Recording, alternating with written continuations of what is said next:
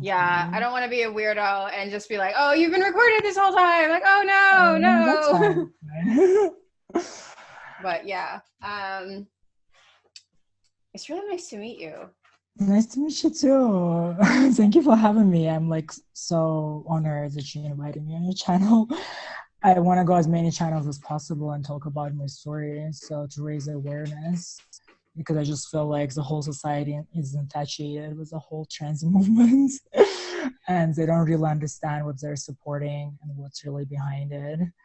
And everything I've been through could hopefully shed some light on what's going on behind the glamour and glitz and so-called trans is beautiful thing that's called sold to us through media. And Where did yeah, you come across the idea? Where did you come across I trans ideology?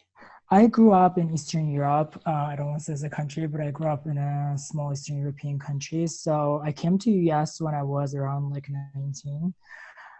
Actually, I came earlier, but I didn't discover the whole like transgender ideology till I was in graduate school, which was around like 1920. I graduated college. I graduated high school when I was 15 and I went to Oh, college when I wow. was 16. Yeah, so I was in graduate school pretty young. And I went to US because early on I knew I was gay. So I knew like it was not going to be a good life for me in Eastern Europe because it's a very homophobic country and like I'm very obviously feminine and I was always bullied for it. And I always wanted to impress myself in feminine ways. And as soon as I got to US, I started like growing out my hair and just presenting more androgynous. And then I went to school once and my friends were like, what are your pronouns? And that's when it kind of all snowballed. I went Oh, online, yeah, and I started like looking up like the whole pronoun thing and transgender thing, and suddenly everything started clicking in my head. Like I was growing up and wanting to play with Barbies and wearing towel around my head, pretending it was long hair. And I kind of really got suckered into it right away. All of a sudden, I started internalizing a lot of homophobia oh because no. I was bullied for being gay, and I was like, "Yay! I'm finally have a chance to be straight." Like I'm just a straight woman trapped in a band body, and right away I wanted to transition. It was just like obsession with the transition, and I kind of like shortly after started taking hormones, and but looking back, hormones made me like actually more sad and made me more depressed. But at the time, I thought I just needed to complete my depression and to complete my transition. And it kind of made me crave bottom surgery, which is like, I guess what they call SRS, sex reassignment surgery, which is complete lie because you can't change your sex. I never got functional genitals of opposite sex. Um, And someone told you you could? yeah, at the time, I live in I am in Colorado, but I live in Massachusetts, and at the time, I did go to Fenway Health, which was one of the biggest, which is still is one of the biggest like research hospitals. They were one of the first ones to research like drugs such as Truvada, which is people take not to get HIV, all those researches. So I kind of felt safe. I felt like I definitely had like a medical condition that I needed to take care of to make my life better. And that's how I kind of, got sold this idea that I was just like a woman trapped in a wrong body, which is looking back as such a toxic ideology that's also now being sold to general masses and children. It's completely wrong to tell people that there's something wrong with their bodies. It's honestly just so damaging. So yeah, and honestly, I just latched onto it and I kind of thought I was going to solve all my problems. But right after surgery, my mental health started declining even more, not only due to complications, but I also, for the longest time, I didn't know that I wasn't really one trapped in a man body. I was just a man who got castrated. Needless to say, I was like very low energy, no motivation to do anything for years. I went Years. online. Yeah, I went online and trying to get help from trans community and being like, hey guys, like I'm sad. And I saw a lot of people like being super sad and depressed after the surgery. But what other people were telling them, including myself, that like, oh, it's just a post-op depression, like you'll get over it just because you had this goal to transition and now like set different goals for yourself, but something just didn't feel right. I just was, plus I had complications right off the bat. The tunnels that they gave me was shutting down no matter how much I dilated, which is dilation is when you put plastic objects in your new front hole to keep things open, but things were shutting down. And I went back for revision a few months later, and they literally just blamed it all on me and They told me blamed that I didn't. you? Yeah, they were like, you weren't dilating enough. And literally, as they were doing revisions, they were like, see what happens to people who don't dilate on schedule? They're like literally trolling me, which was like so frustrating because I literally should have videotaped almost every dilation session or something to prove that I did in fact dilate on schedule. Only now that I talk to other detransitioners who like had the whole surgery and also like detransition like all the way back to men, they're also saying that like their front hole kept on shutting down, and they literally also got blamed for not dilating enough. So yeah, so sex never really worked for me the way I wanted to because hole just kept on shutting down. And only now I realized it's something that wasn't meant to be on my body. So my body was treating it as a wound and was trying to heal it. And none of the surgeons really told me the truth. None of the people told me the truth. And for years, I literally didn't know what was happening, why. Like I thought I was just like a fluke outlier. I was like, okay, I guess I'm just unlucky. But then I posted about my complications online around 4 years ago. I was like, hey guys, like I had all the surgeries and nothing is working. And people started reaching out to me and telling me that they had complications too. And some of them were worse than mine. Like people were sitting at home with colostomy bags, their lives have been ruined. Like it was just so bad. Even now when I talk to other detransitioners, they're like leaking pee and they have like their prostate exposed. It's like so bad.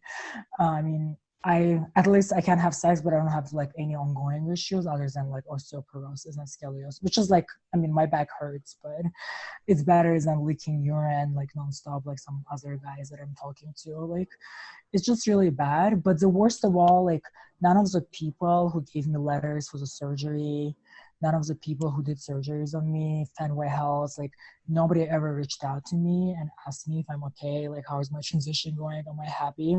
Also, nobody has reached out to like any of the people that I talked to, detrans people that also had complication or just detransition because transition didn't make them happy. So they're really not doing research because why? I mean, they have all the top surgeons in America right now have like the one, at least decent ones that won't give you like a full-on fistula. So I have like 2-3 year waiting lists. People are just can't wait to get the surgery. But I was like one of those people too, honestly, going to get my letters for the surgery. One of my biggest fears was like they were not gonna give me letters. Like it would somehow destroy my trans identity that I built. But looking What is back, the I was screening process for screening. the letters? Honestly, it was just like me coming and talking. There were two different mental health providers, and one of them was just like, I guess, psychiatrist, and the other one was the person who can subscribe drugs as well. And I think he was giving me the HD medication at the time. I don't know, they were just like talking to me, like, how long have you lived as a woman? Which is like, looking at it is ridiculous. What is like living as a woman? Wearing a skirt or like wearing a dress does not make you a woman. Like, I'm sorry. It's just like clothes are not Socially. gender. Yeah, socially, I guess, but also what society perceives as a man or woman changes over time. Like we It's have to true. agree on that, because back in 17th, I don't know, I'm not that good with history, but I know that back in the days, men did wear wigs and Yeah. heels. So it all just kind of changes over time. So right now, maybe I am feminine presenting. Like in the future, maybe this is not what females present as. I don't want to say female presenting. I'm just like, I'm wearing makeup and I still have long hair. But yeah, screening process was really nothing. Nobody tackled my childhood trauma that I was like, literally had such a major childhood trauma that nobody brought up, nobody addressed. I have borderline personality disorder. I'm on a spectrum, so I'm Mm. autistic. Like, I'm having hard times talking to people. I'm always very isolated. I can't make eye contact with people when I'm in person because I'm like so shut down. And nobody ever tackled all those issues. Apparently, I had severe body dysmorphia. So even though I kept on having the surgeries and modifying my body to look more female, I guess, which is like women come in different shapes and sizes. So it was really effed up that I was trying to be some like certain archetype of a female, I guess, which is like kind of like sexist now that I look at it. Marilyn Monroe. Yeah, I don't know even what I was modeling myself after, I guess. I don't know. It's just ridiculous looking back. So yeah, nobody. That happens. Even yeah, women all throughout our society, they're like, what am I trying to be right now? Like a Barbie Exactly. doll. Right, and that's what I was trying to do, and I realized it was just a caricature of a woman. It wasn't like, that's not what like a lot of real women look like, you know. And like, I don't know what I was, honestly, like I realized I just confused my femininity for actual desire to be a woman. Like it wasn't um up until recently when I started taking testosterone, you know, I realized that I killed a part of myself that was such important part of me, you know, that what made me me. And I realized like all these years I was just like walking around like a dead shell. I looked, I guess, like a woman, but I wasn't really myself. I was not the vibrant person I used to be. I used to be boy crazy. I used to like guys. I used to like enjoy sex, but instead I lost any desires to have sex. Moreover, because of my complications, I couldn't have it because I poured further revisions actually that was colorectal fistula. Thankfully, it was minor ones, so it kind of like healed on its own. Like I didn't have to wear a colostomy bag, but because of it, I'm even unable to have anal penetration without being in pain. So literally, my body has been destroyed trying to be a woman. And apparently, it's common. I realized that some research that's been hidden away is called transphobic because people just don't want to admit it. But there's been some research done and came out that there were like two main typologies of trans women, which is like one of them is people like me, which is HSCSs, which are like homosexual transsexuals. And then there is men that are straight men, but they have a fetish that kind of get turned on once they cross dress. It's called like autogynephilia. They're attracted to a female persona, but they're actual straight men. They're attracted to women. So they're what's called transbians, you know, and those are the people that, in my opinion, have kind of hijacked the whole movement, the whole transgender movement, because they're kind of more mannish and they're more like upfront and more like in your face with the whole movement. Yeah, exactly. Yes. Yeah, they're more extroverted, like people who are competing in women's sport, like you know, it's like versus people like me, HSCSs, that also those are the people that are more satisfied with surgery because they're not having sex with men. They don't care about penetrative sex, you know. And also those are the people, for them it's still kind of like a fantasy and a fetish, like embodying female body. So when I was like, for example, a few years ago when I was researching to get the surgery, a lot of those people were like playing up the fantasy online and being like, yay, I love my new parts. It's like I'm having multiple orgasms. It's like I love it so much. But like now I realize you can't have multiple orgasms unless you have like some testosterone in you. Like it's kind of hard, especially now that I've been through the whole process. I know those people were playing it up, you know, and like online. And I didn't know, like I went to cult meetings, also known as transgender conferences, and I couldn't understand, like I couldn't relate to a lot of those people that were like trans and they were taking classes on how to be feminine. And I'm like, all my life I didn't want to be feminine because I was so bullied for it. I wanted to butch it up. I wanted to be more like masculine, you know, because I wanted kids to leave me alone and stop picking on me, you know. So I couldn't understand how this like middle-aged man are transitioning, you know, like taking classes on how to act more feminine. Now it kind of makes more sense. Like finishing school. School. Girls get sent to finishing school to be taught how to act properly. There's a whole process for it, and I don't know how authentic it is, but sometimes after enough training, you kind of lose yourself in the role, you know, the role of being a lady or whatever it is. For, you know, for girls who are taught from the time that they're 3 years old, this is how you act. And then after a while, you don't know what is real and what is programming. Right, exactly. And I feel like with me, some of the femininity came to me naturally, but I guess obviously I wasn't socialized as a female the first half of my life. Like my parents tried to butch me up. They give me to karate classes. And I feel like I also went through a lot of trauma because I just never felt like I was good enough. because no matter how well I did in school, my mom was always comparing me to other boys that were like, I'm only 5'1", so she was always like, oh, I wish you were like that other kid who's like taller and more masculine. And I just never felt. Were you supposed to get taller? Like what? I know. Like, sorry, Mom, I can't get any taller. I know, like I couldn't grow any taller no matter how like I did pull-ups and stuff. It was just so traumatic that no matter what I did, and that's why I latched so hard to ideology. I'm like, yes, that makes sense. Maybe that's what God wanted for me, you know? It's like, and initially transition was going well for me because once I started like presenting more feminine, I had a lot of men all of a sudden attracted to me because when you're a gay boy, I guess a twink or whatever, like it's called, you know, in a gay scene, a lot of gay men like masculinity, you know, they're not really attracted to feminine men that much. Some are, but like somehow, like once I started presenting more feminine, there were a lot of people that wanted to date me and were super attracted to me. But all the transgender ideology online was teaching me that like these are just tranny chasers and like they don't see you as a real woman. They're just after your penis. Which like looking back, like what's wrong with being with people who are specifically attracted to you? And now I know I was never a real woman. So like that's where I should have stayed because that's what gave me the biggest dating pool and like I felt more like myself. But I think after starting hormones, I definitely started craving bottom surgery, and I really got brainwashed by trans ideology. And I was like, okay, like 99% of men that are like want to date me, they're just really interested in my penis. And I kind of was like, I'm a real woman. I'm gonna have the surgery and like get away from all these tranny chasers. But looking back, I feel like those were just men who internalized a lot of homophobia. And I was internalizing homophobia, so it was kind of win-win for both. Because I was like, it's almost like they wanted me to present feminine.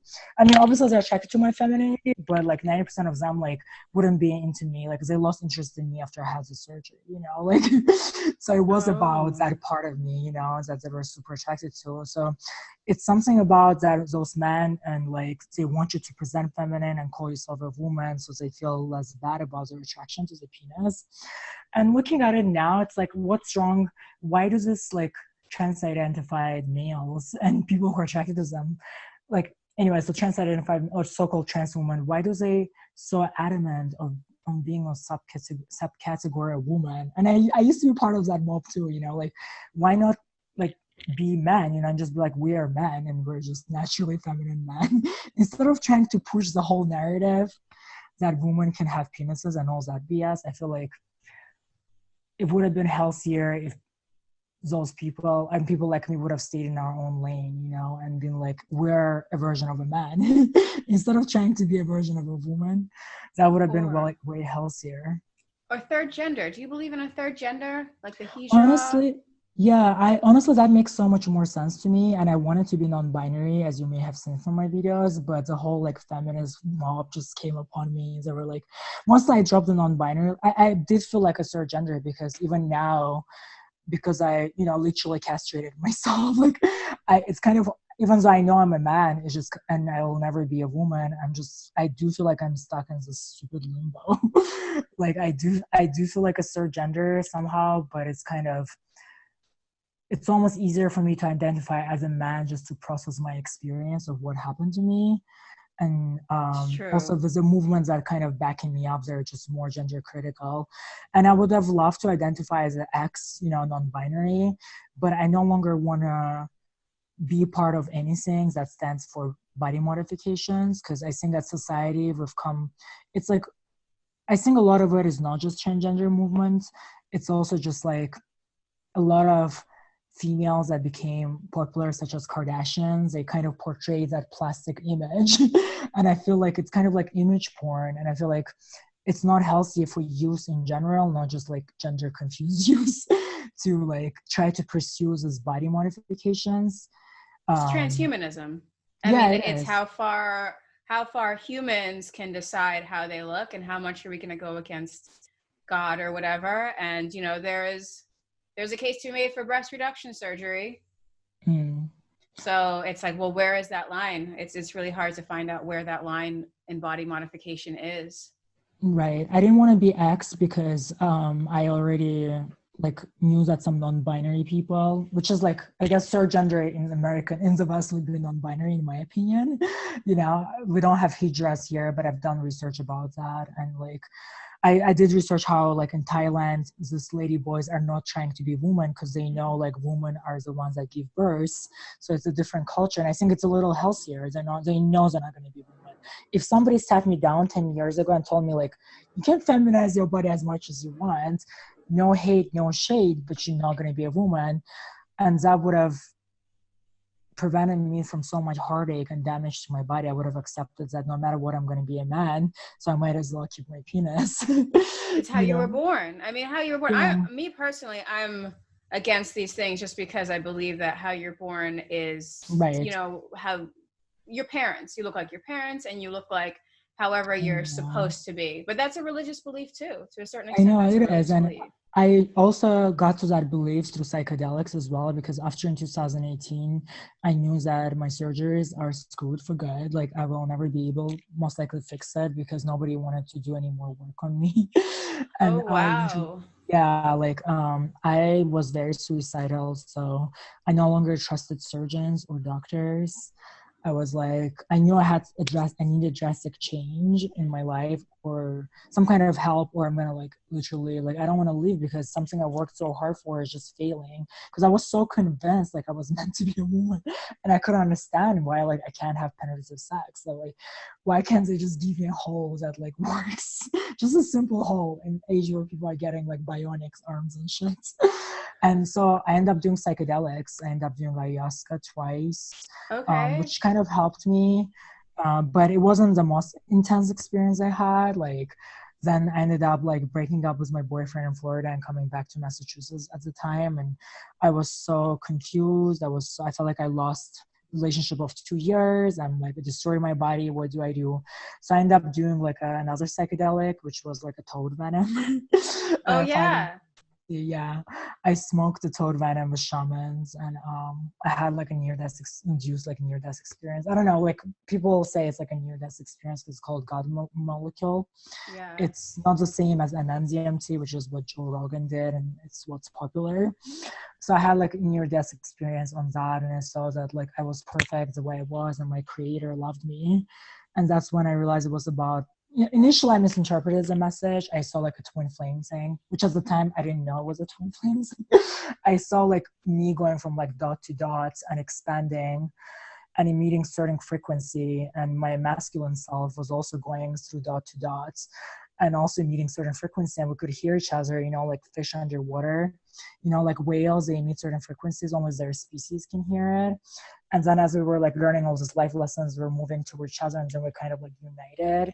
And it was just this blissful experience where I felt like every cell of my body just experienced this like beautiful reunion. It felt like out of body orgasmic. Like it was very divine. It was nothing like we would describe as orgasm here in this dimension.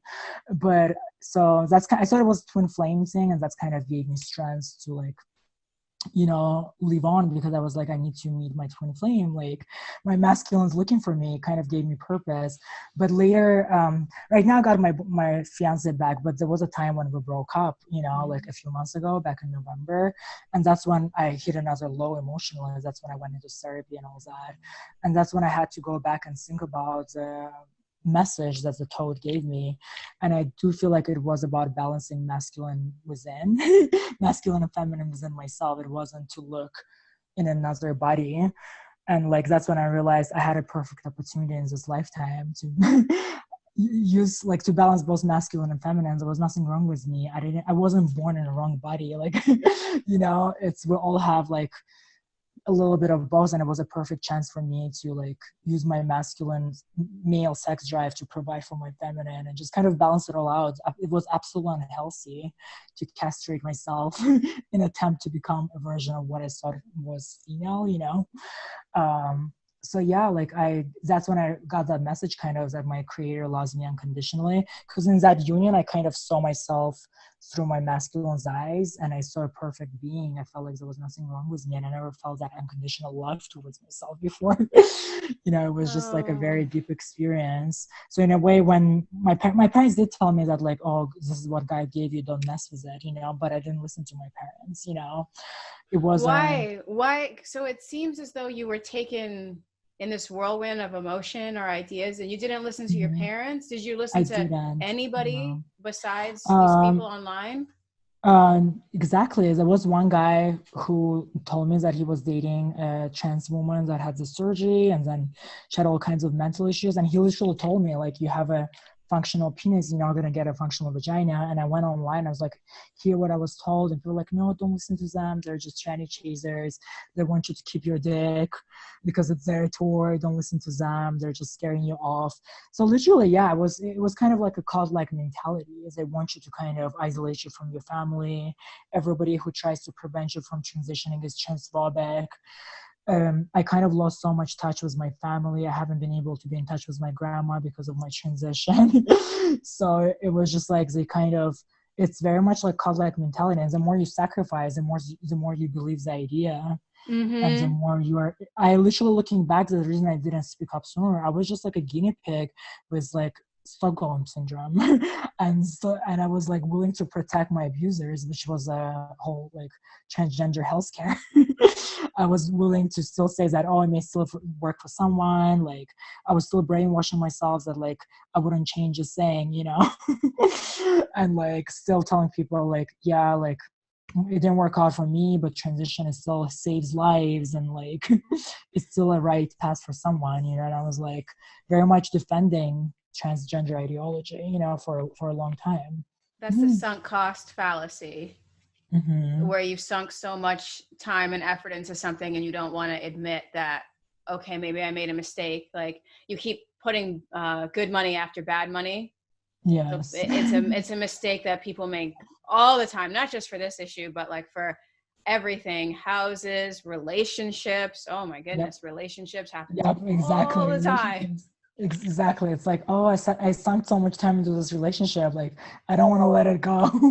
It's definitely, yeah. I mean, I was econ major in undergraduate, so sunk cost is like something I haven't heard in a while, but it makes so much sense. It definitely was a sunk cost, but also I feel like it was my community. You know what I mean? And it's like, I kind of hold on to it for a while, but now looking back, it was a very fake community. It's people obsessed with body modifications. It's very much like, it's not a healthy community. It's people with a bunch of mental issues, literally. And that's what it is. It was called gender identity disorder when I was getting surgeries.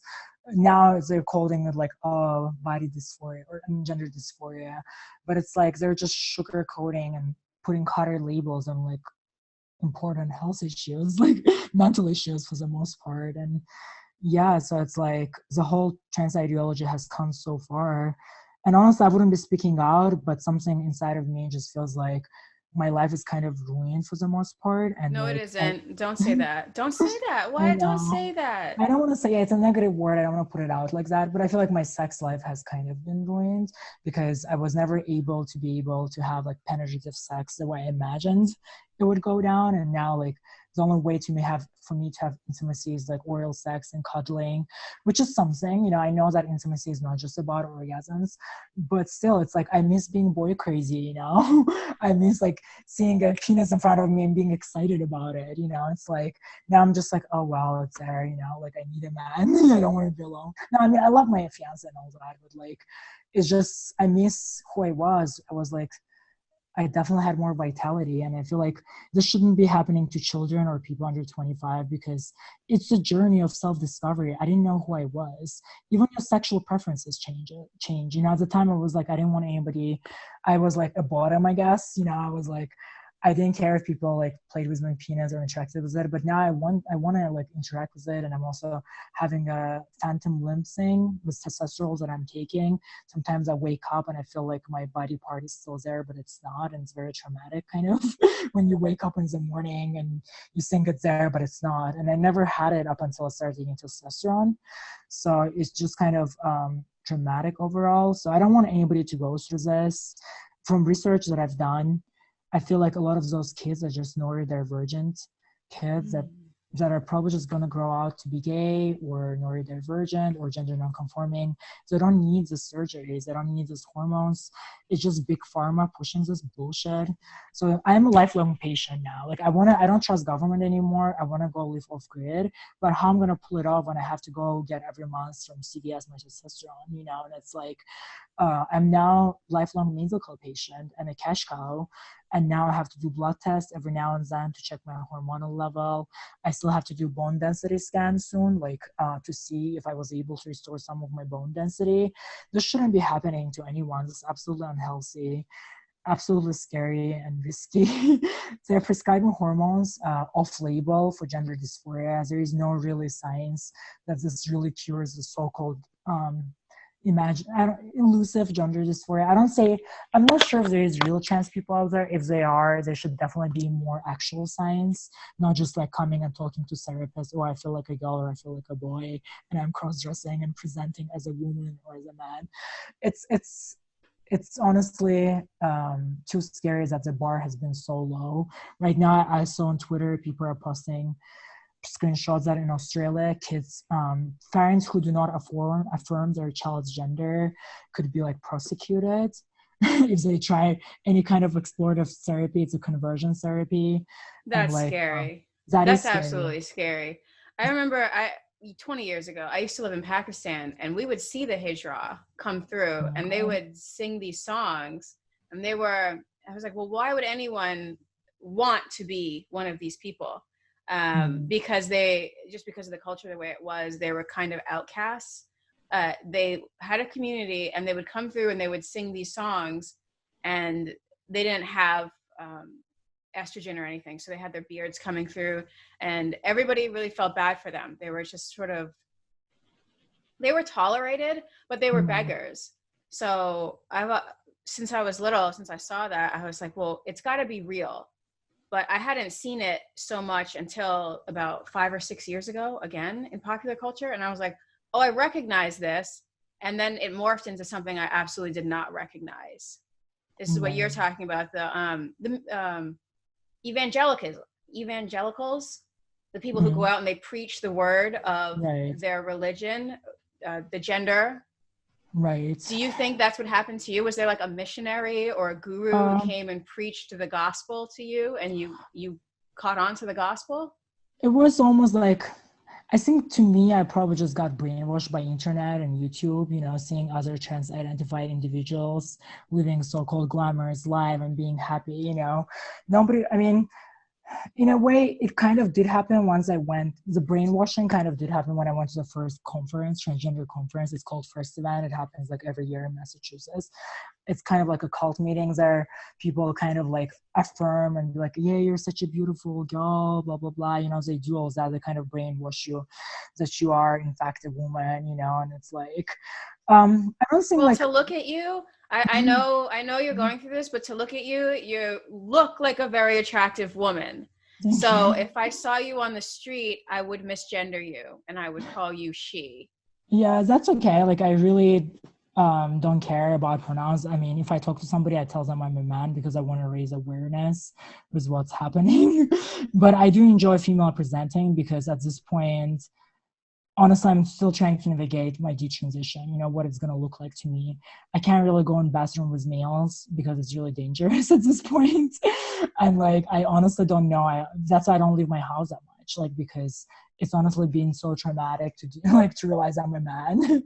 All this time I have been one, and just trying to navigate my detransition has been very difficult socially because I still enjoy wearing makeup and hair, but honestly, it doesn't make a woman, you know, and that's what I want to prove people, is that like you can still be a man and look like this, you know. I'm natural, just like those hijras. These are natural variations within our own sex. Yeah. And there's nothing wrong Huge. with that. And the trans community appropriated all this because they're saying that, oh, they're using hijras as like references to, you know, as examples of transgender people. And they use like all these gender non-conforming people from like eunuchs from Bible, everything they can find, like that's reference to transgender people from back in the days. I'm like, no, these were just natural variations in its own sex, as well as some intersex people that were just like biologically born something in between. So and now transgender ideology are saying that like, oh, this are real proofs that transgender people existed for centuries. No, I honestly believe that this was just like coined by social media because it's hot. It's hotter than being gay. Nobody wants to be gay at this point because that's not cute. Like transgender is sexier because if you're trans at this point, people will give you like brand deals. It sells more in porn. It's like people want to have transgender actor in movies. It just became this like cultural thing, honestly. And it's just so out of hand. And it wouldn't be that bad if it was just about gender expression. But when make pretend comes across questionable medicalizations that doesn't have long enough history behind it, that's where things get really dicey, you know, because my health has been suffered so much, and a lot of people that I talk to has suffered so much, and I feel angry. I don't know what it's going to take to stop this insane transgender ideology that's gotten so out of hand. It's like everywhere, you know. It's like even when I drive by churches, I see LGBT flag with trans attached, trans like colors triangle on it, and I'm like, no. Oh, the plow, yeah. Yeah, it's like, That's kind of interesting. There have been, I know what they're saying, there have been trans for a long time, but I think what they're conflating is they used to take young boys and they used to castrate them, and then they would sell them for a lot of money as slaves. I'm like, this isn't what they wanted. This was right, exactly. And honestly, forced on them. Yeah, once I went to a cult meeting, back then was called, there was one also down in Florida, it was called Southern Comfort, and there was this person, Marcy Bowers, and this person is head of WPAS, which is an organization that sets standards for transgender healthcare. So this person is man without a gynephilia, so he had like a surgery and everything, and he dates a woman. He's also a surgeon that does those surgeries on people. So he kind of stood up and he was giving a speech, and he was like, one of the earliest references to trans people are eunuchs, and my jaw dropped. I'm like, eunuchs? Because in my mind, eunuchs were forced, you know. In my case, I got tricked into it because I thought I was giving away my healthy genitals in exchange for what I thought was going to be female genitals, but it's not, you know. And I kind of got tricked into it, you know. I would have never, if somebody was like, do you want to become a eunuch? I would be like, no. You know. And also now knowing that what happened to me is those eunuchs probably didn't live that long, because without hormones in your body starts deteriorating. Your hormones are so important to your like overall well-being, and not having any in your body, they probably didn't live a long life. They lived longer. Male eunuchs lived longer than traditional Really? males. No, they That lived gives 10 me years hope. longer. Oh, yeah, really? yeah. Oh, yeah. You don't use this information for evil, but like historically speaking, eunuchs used to run a lot of stuff, especially in like the old Ottoman Empire and towards the end of Rome. Oh God, I'm being so nerdy right now. But they used to run things. They used like the character Varys from Game of Thrones. That's based on that's based on that kind of person. They used to be like not heads of state, but like secretaries of state, and they would trust them to carry on their affairs because they're like, well, this person isn't going to try to take power because they're not going to have kids.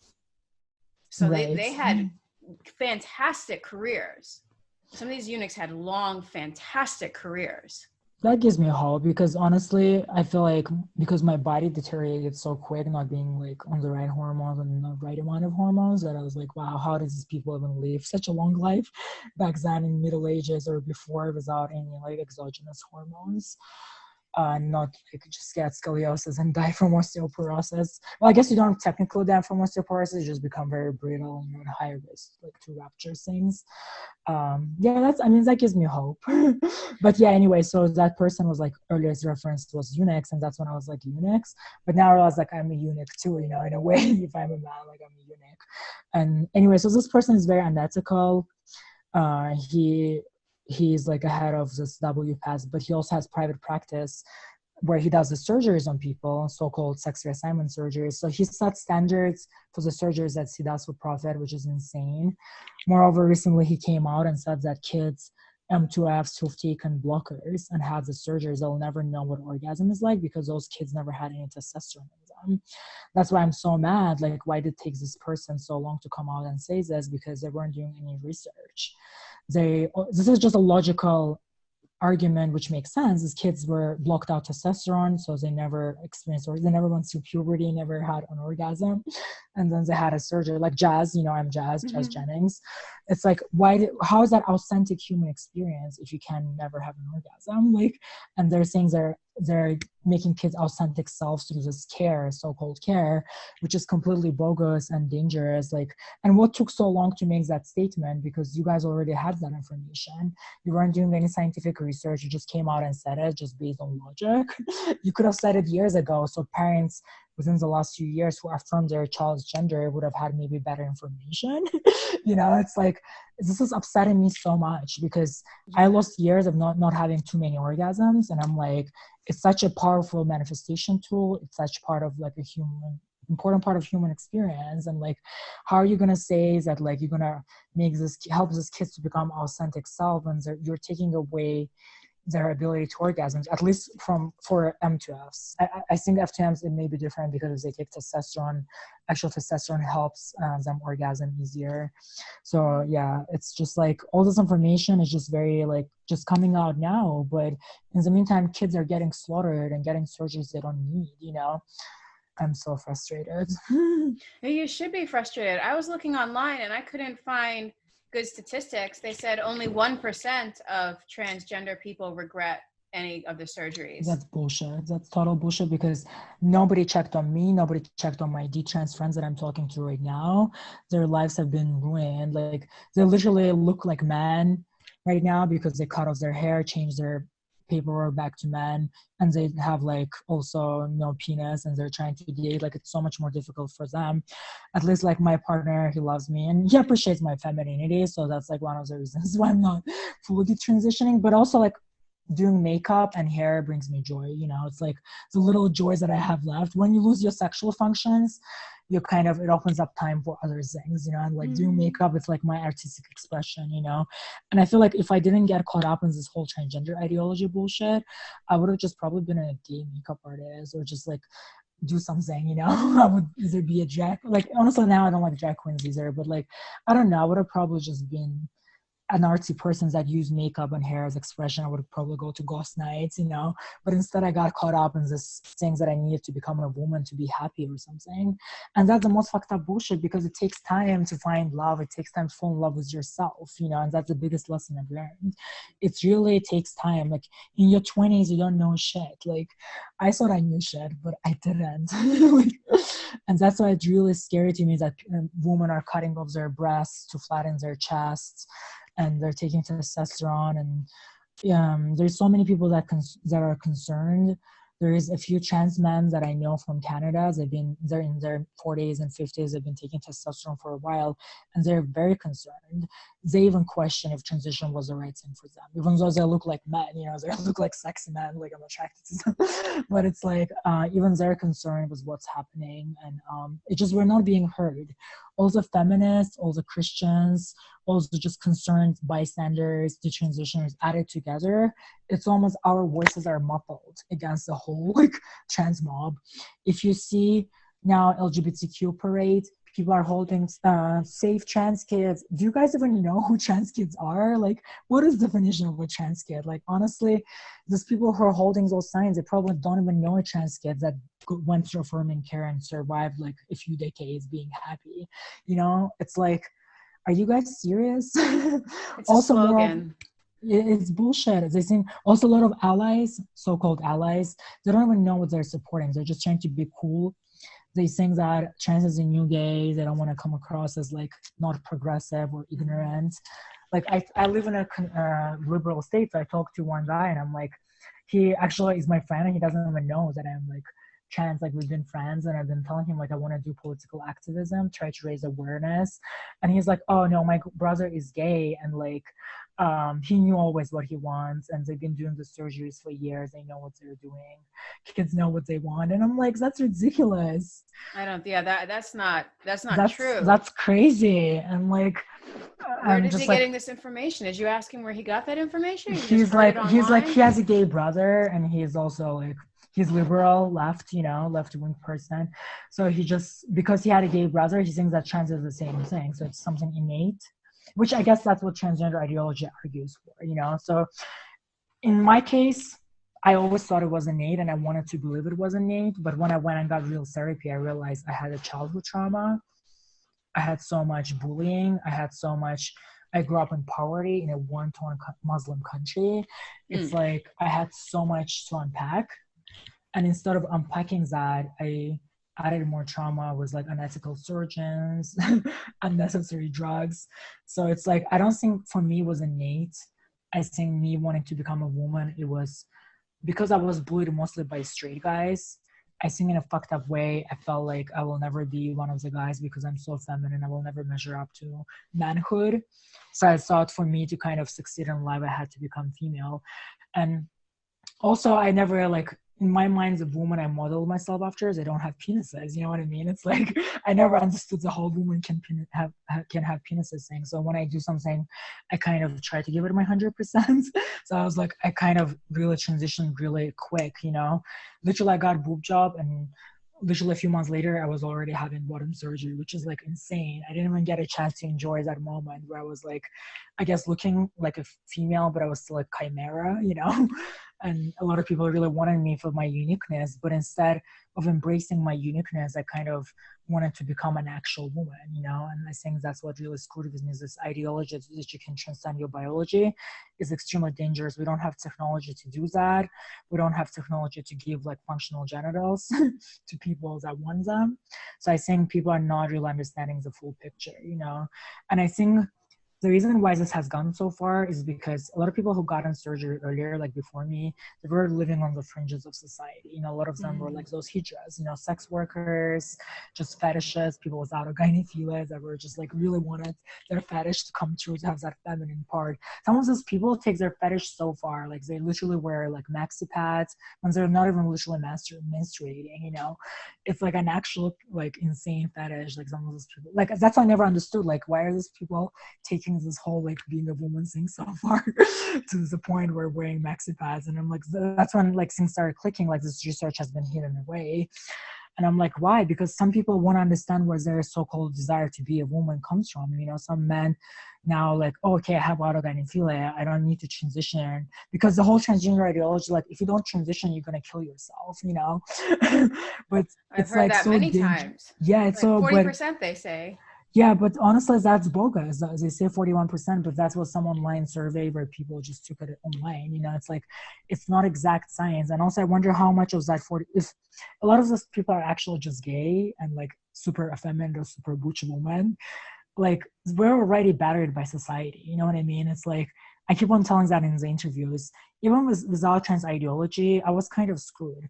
At least I probably had my health, and I mean, that was good. I had functional genitals, but it was just kind of hard when you're so feminine, but you're a man. People always give you a side eye. But I had friends, going through like college and stuff. So I kind of lost those friends. Like my transition kind of made me more isolated, in fact, because I felt like a lot of people couldn't understand me, my transition. So it kind of isolated me and made me actually more vulnerable, and I wish those people who loved me before all this, they were more legitimate, like more real. They loved me for me. Yeah. But once I became like prettier, I guess, whatever. Sometimes I don't feel pretty, but people think I'm pretty. But yeah. Thanks. But like it attracted a lot of men towards me that were predators, kind of, and I got a whole like new version of men that were just wanting me for my outer beauty, and they really didn't care about who I was on the inside, and that's honestly losing my strengths made me more prone to like, I was literally like in a situation that I didn't want to be in, and like I couldn't overpower that person because I didn't have my strengths, you know. Is that because you didn't stop taking testosterone? I weren't already had the able? surgery. Like I already lost my strength. I was so weak before like I started taking testosterone recently. I couldn't even lift too much things up. You know, I had no energy to even go to grocery store. I was so weak. It's not, I don't think it's like regular natal females. I don't use the word natal, but real women. Maybe you guys have more strength than castrated men. I don't know, but I literally had no strength. Like maybe I you can't produce open more. jars. Like Yeah, you can't. I've Yeah, I'm in the invested by same every boat. jar. I can't do it. But also I realized opening myself to a bigger pool of men, it just seemed like that. But once my surgeries failed, I almost like, if your vagina or a front hole doesn't work, you kind of like, you know, your dating pool shrank, you know. You only have so many like ways to have sex, and it's almost like when you go out there and you tell people you're trans, they still don't see you as a real woman, and that's the reality. Because a lot of so-called straight guys, they want to have sex with a real woman, you know. And then I lost all the tranny chasers because I didn't have a dick anymore. So my, not only my dating pool shrank, plus I had complications, plus I was struggling with not having actual hormones in my body that I needed. It was just like a lot. It was very traumatic. I don't understand how somebody would go through this and feel happy. I don't know. This is just like, I think maybe I would have felt happy had I been able to have like sex with a front hole, like just spread my legs and be able to get effed. But because I was losing testosterone, even though like I was getting men that I would have been attracted on, that I'm attracted to, again, without my testosterone, I kind of was not present in the moment. You know, I wasn't excited about it. It's like, yay, I'm getting this guy. You know, it was just not the same. You know, so yeah, I was just kind of living my life, looking, I guess, pretty or whatnot, and getting attention, but I didn't enjoy the attention. You know, it didn't bring me joy, even if it led to some kind of sexual encounter. Me even getting to suck dick, I just wasn't excited about sucking that dick, you know, as I was before surgery. So that's when I realized I made like, it wasn't, again, I didn't know, like I was still brainwashing myself that I did the right thing, I'm a real woman, you know. I guess, and people told me like, oh, females don't have that much sex drive, it's a normal part of female experience, you know. But It differs. It it really differs, yeah. ranges between different Yeah, women. Some women not at all, exactly. and some women love it. Exactly. And it's like, I don't know, I just thought it was a normal female experience, which, like, I never was a woman, so how the fuck do I know? All I know is that I barely had any sex drive up until recently. And now, like, that I'm getting it back, like, I want to have sex, but it's like, again, it's kind of traumatic because I want to have my penis, I don't have it. So it's difficult. Like I'll make a separate video on my channel about it, like how it goes down and stuff. But thankfully I can still orgasm, but it takes a long time. Like if I watch porn, because now that my genitals are mutilated, it's kind of hard for me sometimes to be with a partner because I have so much trauma around my genitalia, not only going to my childhood, but also through all the surgeries. So it's kind of hard to be integrated with my body. Yeah, so it's difficult. Thankfully, I enjoy a lot of cuddling, and my fiance, he loves cuddling. So sex is not that important in our relationship. Like, so I'm very blessed with the man that I have right now. And yeah, He seems like a so really good guy who loves you. Just from he what I've loves seen me. on the video, he seems like a Yeah, good guy, a good he catch. does. Yeah, he does love me. He's a very special person, and I'm very lucky. I know that a lot of the transitions that I talk to, they're honestly like not in as good of a situation as I am in. So I'm trying to count my blessings, like they say, and try to focus on positive. But sometimes, you know, negative thoughts take over, you know, especially when I have a phantom limb thing, you know, sometimes I feel like it's a bad acid trip and I'm going to wake up from it. And I still have my original body parts and I have my whole life to make decisions and realize this is my reality. Like, and I have to live It's it. true. And now here's a question that I have to Right. ask you. Yeah, Someone yeah. told me this once at my lowest point, and I'm going to ask you if it's true. Do you believe that everything happens for a reason?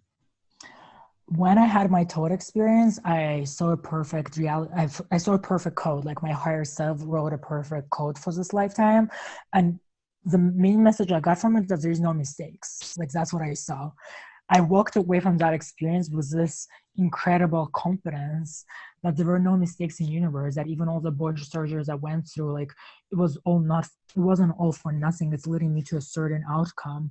And there'll be a point in time when, I mean, it shows that time is not, it's like an illusion, you know, everything already happened and happening. And I kind of was able to access what felt like future.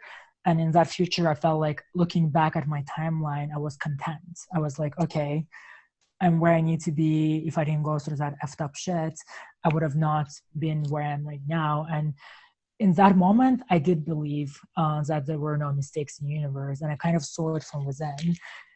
But, you know, some time passed since that experience, and I did go into dark places. You know, I kind of chucked it all up. It's just like, just drug experience, you know. But now I want to believe in it because it kind of gives me faith set in my future, and I feel like maybe it's through my pain I'll be able to teach other people that those are unnecessary surgeries and they can find love no matter what, you know, no matter what bodies they're in, no matter what set of genitalia they have. And I don't know. I mean, I like helping people with all the attention I've gotten right now. I like sharing my story. But, you know, at the end of the day, I wish I was able to orgasm easier. I wish I was able to have gay sex now that I realize I'm gay. And it's difficult. But in a way, it kind of makes me walk closer to God, you know, because in a fucked up way, I don't know how to explain it, but maybe you would understand me because I feel like you're very evolved and you've dabbled like into religion and spirituality, and you're very well read from what I understand. It's in a effed up way. I do feel like through being a eunuch, I am closer. I don't want to say to God, but in a way, I don't have as many dirty thoughts that testosterone made me have.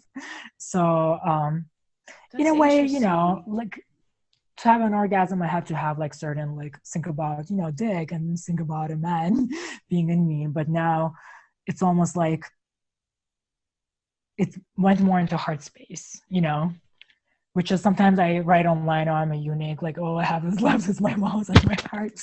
But it is because it kind of shifted my energy into my heart. And sometimes when I cuddle like my fiance, I just feel this heart connection. It's almost before I was more like a dude, you know, I was just thinking it was my dick. But now it's kind of all shifted up here and up here. So it's like, even the last few years, the relationship I was craving was more like a spiritual connection. I wanted this like deeper understanding of each other, you know, versus just like, oh, I want to get the cutest guy I'm attracted to, you know. It's almost like the way person looks stopped mattering, you know.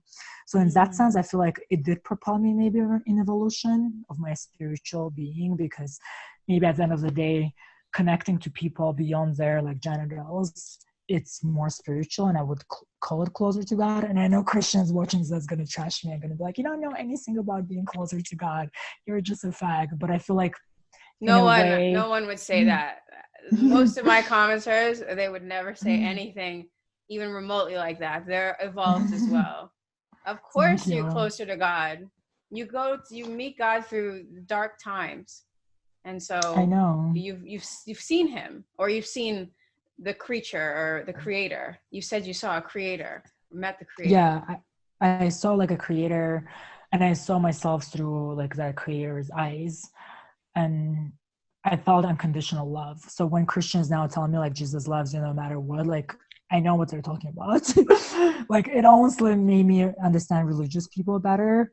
I mean, in a way, I do believe in higher power. I have to, because otherwise, also just random bullshit happened to me for like no good reason. I almost have to have that phase that everything happens for a reason.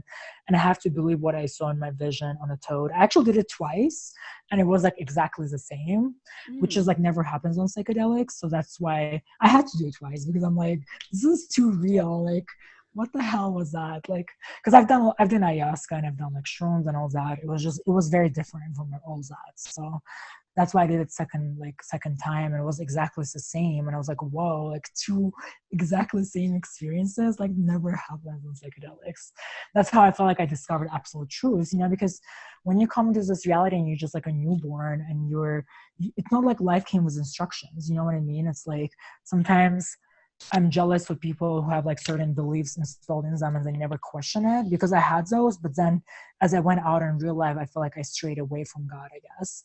I got caught up like in the whole transgender thing, and I was caught up in superficial things, you know what I mean? And it's like, it's almost I'm coming back to God in a way, like whatever, God's universe, higher power, people call it different things.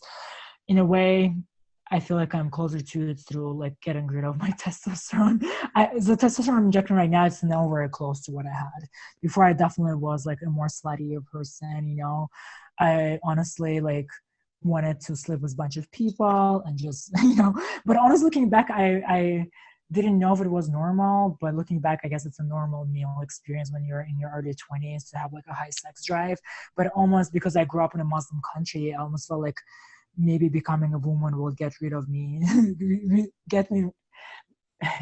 will get me rid of those thoughts, you know. And in a way, maybe there was some clash with my religion as well that I grew up in, that sexual thoughts were bad, and maybe that's why I manifested now sexless life. I don't know, there's like deeper issues, but overall I do feel like now I'm definitely more spiritual. And sometimes maybe it's good that I don't have that many orgasms, so I don't have dirty thoughts as much, you know. I don't know. You probably have a lot more time. You probably have a lot more free time to do what you want to do. I know, but I'm also thinking like I missed my youth, you know, like in a way I could have been enjoying and sharing my body with other people. But then after having all the spiritual experience, I realized sex, we as a society completely destroy what it was meant to be about. It was about connecting with, it was a sacred experience to connect, to share only with people that matter, you know. But instead we kind of like really devalued it in our society. And I was part of it too, you know, before the surgery and stuff. I was a very high sex person, you know.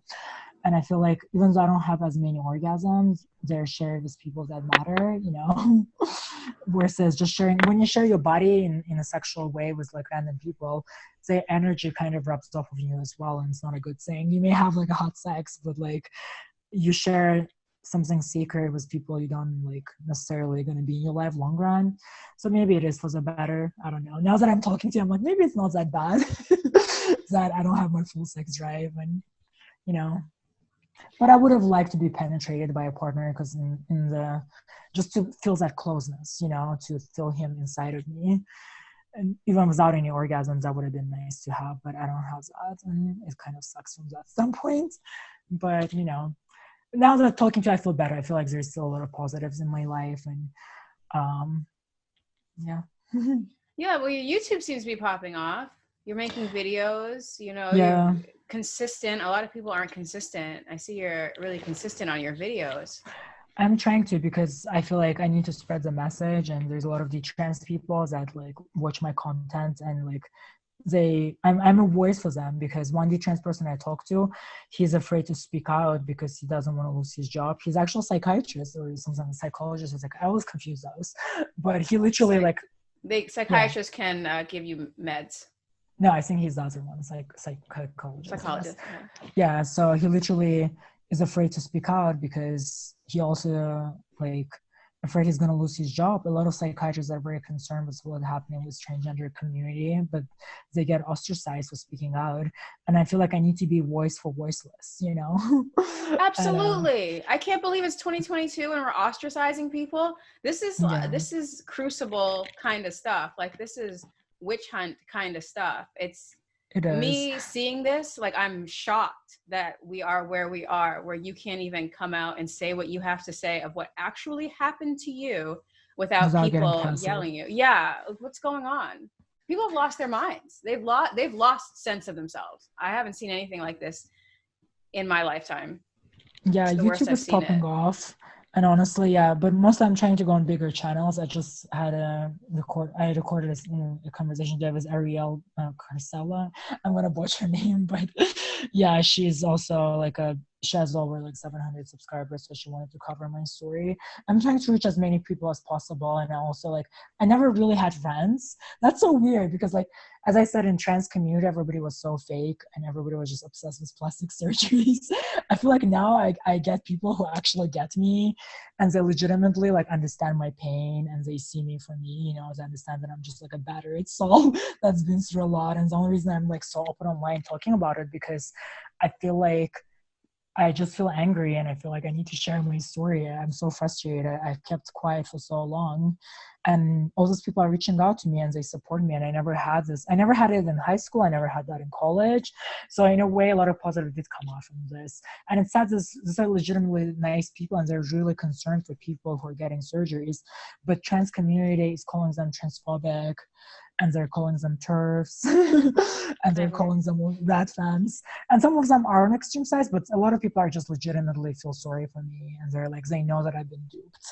I've been sold a lie. And I honestly, first time in my life, I feel like I have real people that care for me. Like, because all the men, all the tranny chasers, they really, a lot of them didn't care for me, you know, they just wanted me for the way I look or for things that I can do for them. You know, it was just like, these are real people that are like not, they're legitimate concern for my storyline, what happened to me and where my life is going. Like it seems so authentic, you know, and in a way, maybe coming into this reality through everything I've been through, I'm learning having authentic relationships and being authentic self because I've lived this fake life for 10 years almost, you know, and pretending to be female and which I wasn't. So now it's like time to be authentic. And did you just come out as detrans? When did you come out as detrans?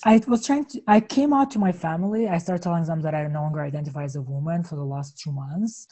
And I was trying to do the whole non-binary thing. You know, I was like, I'm non-binary now. I really hated the whole trans label because I was seeing what was happening. And I was like, I don't want to be a billboard for plastic surgeries and transition. So I was like telling everyone I'm non-binary because trans at this point, it's like, it's been crazy with the whole trans label. And then when I took testosterone maybe like 2 months ago, I realized I made a huge mistake with transition. And I just didn't know like if I'm real detrans because in my opinion, detrans had to cut off their hair and look more like boy mode, you know? But then that's why the video that was going like kind of viral, I said like male to female to non-binary. And that's when I just wanted to come out publicly and say that I was detransitioning and I wanted to share that none of the surgeries are safe and none of this thing is healthy. That's when I came out as non-binary, I guess, publicly.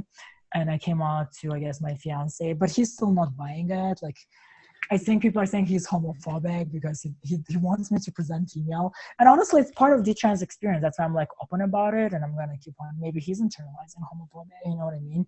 I mean, we still love each other no matter what, but it's something that we need to work on, you know? But it's a real issues. And I did lose a friend actually over this because I sent him that video that went viral. It's the guy, I mean, I'm polyamorous, so I was like dating him. And he was dating like, he knew obviously about my past and he knew what I was going through. But once I came out as a man online, he just kind of like stopped talking to me, you know, which is so weird. I'm like the same person. I literally look the same, like, and he just won't talk to me because I identify as a man and I'm posting those videos. And he just like, really, dude? So you're a heretic. Honestly, yeah, it's like, it's almost more difficult now because there are some friends that I never had any sexual encounter with, but I never told them that I am trans. You know, I didn't feel a need to because part of the point of transition for me was to live stealth. You know, I didn't want to be known as trans. I just wanted to live quietly in my life and not be seen, not be heard. But now by speaking out, I'm forever giving up that right. You know, those videos will forever be online. But I honestly don't care. I think honestly, getting back together with my fiance because we did break up a little bit, you know, in October, November. It just gave me strength. I feel like, and also being in therapy because therapists, you know, she was telling me how she goes to continuing education and they literally parade trans kids in front of them and being like, this is what trans kid looks like. And the way to help them affirm their gender. And I was completely upset that this is the case, especially after I've been through. And I was always a very shy, quiet person, and like I am afraid of opinions and stuff. I used to be more, but she kind of told me that like, you know, we need to speak out And I'll give you, tools to not care what people think about you. And she kind of like initially told me like write a book about your experience as a healing process. And then I'm like, oh, if I'm writing a book, I might as well, start a blog or vlog and talk about my experiences to help other people and treat it as a therapy. And the more I'm open online, it's almost like therapeutic to me. I'm just like, I've went so many years being like, I'm a woman. It's so freeing to admit that I'm a man. And I always have been. I am a version of a man, and feminine men have always been part of society. And like, if I didn't get caught up in transgenderism, I would have been probably like Jeffree Star or James Charles, I would have been still wearing makeup. And I'm not saying those are good people. Like, obviously they have problematic past as well. But I'm just saying, like, visually, I'm not saying I specifically want to be like Jeffree Star as a person. But like, just being a man and wearing makeup and like owning your manhood, but also like showing some traditionally feminine traits. That's what I would have liked for myself had I not fully transitioned. But now I'm kind of doing that. People are like, oh, you look like Jeffree Star. I'm like, please, no, I don't want to look like him. You look way better than Jeffree Star. Way better. I hope. I mean, I don't hate Jeffree. I know he has problematic past. I do admire his like business skills. It's not easy to make it as a feminine man, but I know he has like a problematic racist past and all that, I'm aware. But yeah, so that's where I'm at. And honestly, I told my sister, my family have seen my channel. My aunt doesn't really, she actually was the one who told me that I'm going against God right before I went into surgery. And honestly, I wish I listened to her as well, but I wish, she didn't put a religious spin on it at the time. But again, like nothing would have changed my mind because I was so determined that was the right thing for me. It was medical professionals that should have sat me down and told me, you know what, if you do this, you'll have to take hormones till the rest of your life. And they should have told me that, because I didn't even know that. Like, I literally wasn't even taking hormones afterwards. Like, I thought, oh, I already have the bodies that I want. Why do I need hormones? Which is insane. And upon multiple revisions, I kept on telling them, like, I don't have hormones. Like, I'm not taking hormones, because they were scanning me for like blood clots, because what estrogen causes. And I was like telling them, like, no, like, I'm not taking estrogen. And nobody told me, like, why the fuck are you not taking estrogen? Like, you're supposed to be on some kind of hormone. And then I was living with this medical doctor in Florida for 2 years, who was a doctor himself. And he knew I wasn't taking hormones. Like, I've been let down so much, not only by medical professionals, but also men in my life. And that was another thing, because I gave away my masculinity because I thought I was going to find a man, like that's more masculine, that's going to like protect me and provide for me. And it was just such a effed up old school notion of what feminine is, you know what I mean? And I feel like now that I've grown, I'm like, I can provide for myself. Like, I should have kept my dick. I could be my own like man, like, and also, like, as I've grown older, I'm no longer attracted to masculine men because they have too much testosterone. They'll never understand my emotions, and the depths of my emotions. And it's like, it's funny how it all changed. I'm like, oh, like, I don't even want those men. I don't want them hyper masculine truck driving men that are like attracted to me. I want like somebody who's read books. He's like shy like me, who understands my sensual side. This is what I have now, and I'm like so happy. He's not the most macho guy that I would go for in the beginning of my timeline. But again, it's just another example. You just grow and you change. As you go through life, a version of you dies. I killed a big version of myself, but just even as a regular person who hasn't been through transition, you grow, like layers of you kind of die off. I mean, you're not the same person you were 10 years ago. No. So it's like, and you change partners that suited you earlier on, back then I wanted the most masculine, hairiest guy I could find, who will like have the shit out of me. But now it's like, I want somebody who will like protect me and cuddle me, and like hold my hand. And it's like, I'm a completely different person now. So it's like, yeah, that's why I don't need the most macho guy. Yeah, macho or not, he's supposed to pretend. Yeah, let me say it again. It's yes, okay. Please. Yeah, so I'm going to repeat myself. So yeah, as you go through life, some of us who are like a little bit older than younger kids, you change and your preferences change, your sexuality may change, the type of people you're attracted to may change. Right now, maybe you don't like your dick or your breasts, but maybe down the line you might. So like, that's why don't cut off any breasts, any healthy body part. Like, you just don't know like how you're going to change and who you're going to be attracted to down the line, what kind of sex you're going to like or not like. So just don't do it. It's not healthy. Like, just know that you change. That's all I can say. Like, as you go through life, you're not going to be the same person. A version of you keeps on dying off, and you kept constantly evolving into new versions of ourselves. That is so beautiful. Shapeshifter, thank you for being with me today. You're a beautiful person, and your message is fantastic. Thank you so much for having me. Thank you for being so supportive, and such a beautiful, kind words as well. And I feel every interview that I do like this, it helps me heal in a way, because I'm regaining power. It's difficult subjects to talk about, but it's almost like extra therapy sessions, and I appreciate all of you guys, support everybody who reached out, and thank you so much from the bottom of my heart. Thank you guys. Bye. Bye. I can't wait to read your book. I know, yeah, it's a work in process. Thank you so much. Bye-bye. Bye. Thank Bye. you. Bye.